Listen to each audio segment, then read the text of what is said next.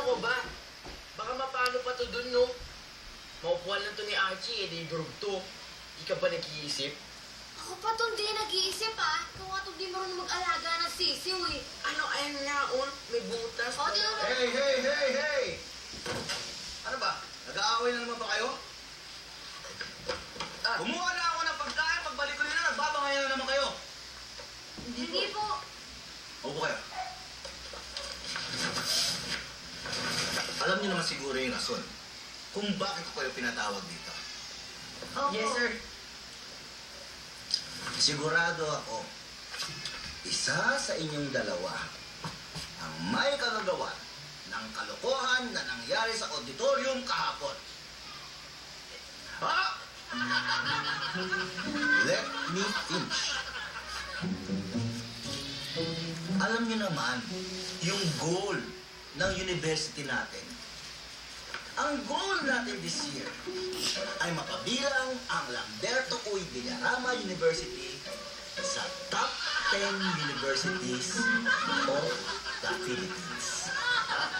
PS, let me finish. Paano naman matutupad ang goals natin na yun kung puro kalokohan ang iniisip ninyo? Please, let me finish! At sinisiguro ko sa inyo na hindi ko nahahayaan na mangyari ulit ang gulo na ito. At para hindi na maulit yung kalokohan na ginagawa niyo, suspendido kayo ng isang linggo!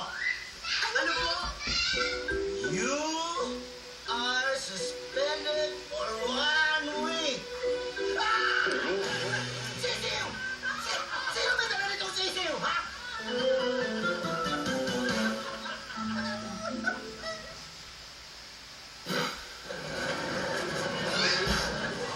Sabi sa'yo eh. Magagantihan din kita, Miss Sungit. Bakit? Suspended ka rin naman, ah. Oo nga.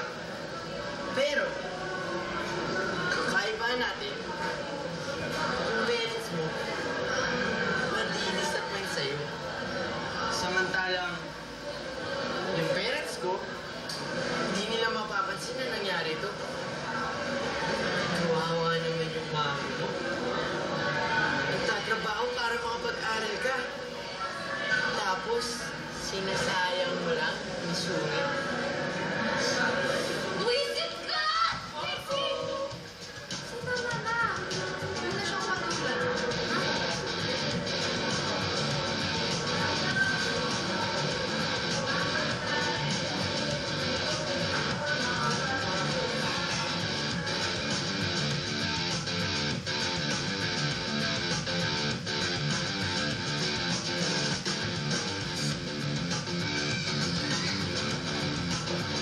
Ano?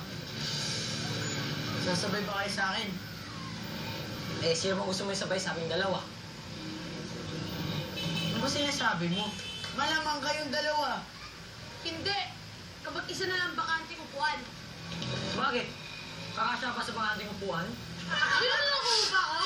Uy, ano ba problema nyo? Maluwag yung kotse ko. Malamang kasya kayong dalawa dun. Hindi nga! Kung isa na lang yung bakante. Ewan ko sa inyo. Nandiyan na yung sundo ko. Ngayon kung ayaw nyo sumabay, edi wag. Ate nyo.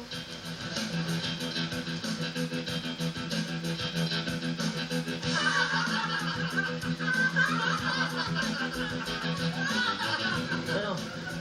May sundo ka ba? Oo, syempre. Sabay ka? Di na, mauna ka na. Hindi na may sundo ko eh.